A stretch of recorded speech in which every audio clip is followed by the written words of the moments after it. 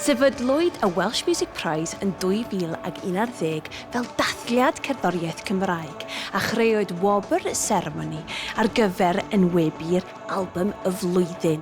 Felly, cyn I fi fynd I fusnesu, pwy sydd wedi cyrraedd y rhestr fer eleni?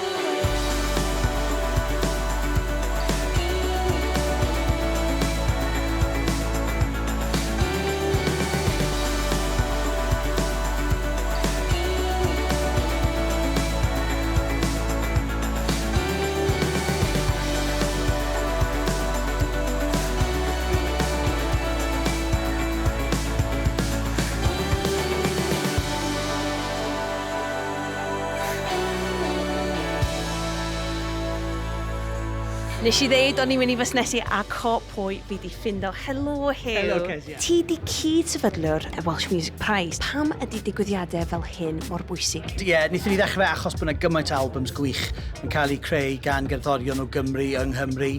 Ac I weid, drwchwch ar y holl records yma sy'n cael eu greu. Ewch I wrando arnyn nhw, os chi heb yn barod. Felly ie, mae'n neis cael pawb at ei gilydd a noson I ddathlu, dwi'n meddwl.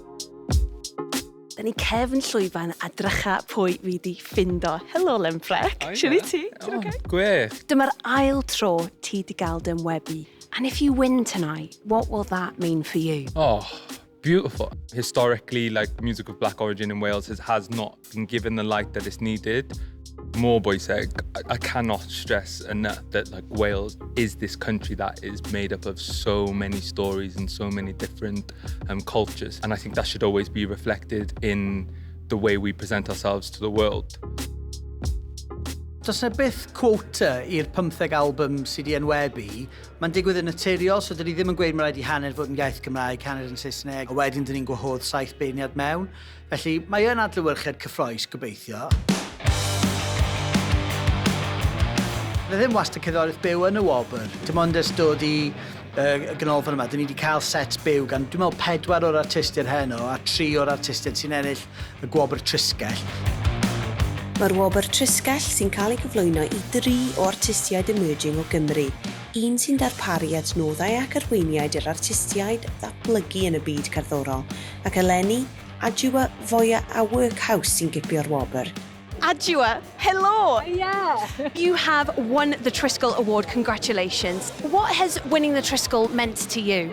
I guess like it's just been, I felt really touched to be asked, you know, and I wasn't expecting it at all. And I feel like all the hard work that we've been putting in over the past couple of years is like, you know, paying off. And I just feel like it's really nice to feel like seen.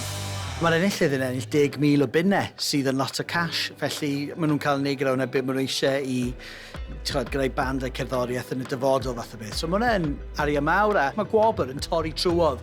Chi'n clywed pwy sydd wedi ennill y Mercury Prize a gobeithio fydd pobl yn clywed pwy sydd ennill y Wobr Gerddoriaeth Gymreig. Reit, mae'r amser wedi dod yn I ffindo mas pwy sydd yn ymuno hefo the likes of Gwenno, Adwaith a Bwy Azwga fel enillwyr y Welsh Music Prize.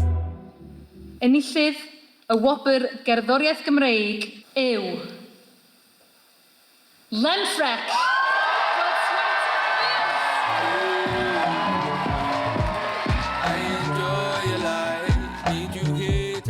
Dwi yma cefn llwyfan ar ôl I Lemfreck cael y Wobr. Siw ti'n teimlo? Insane. I can't get over it. I honestly, like, if anyone takes anything from this is, I hope people that do make music left the field or like mine or etc. just knows that there is a space for them. It's not a box tick. When artists like myself win things like this, it's a confirmation of art, that our art is worth it. Diolch yn galon, Sian, thank you, Huw, thank you.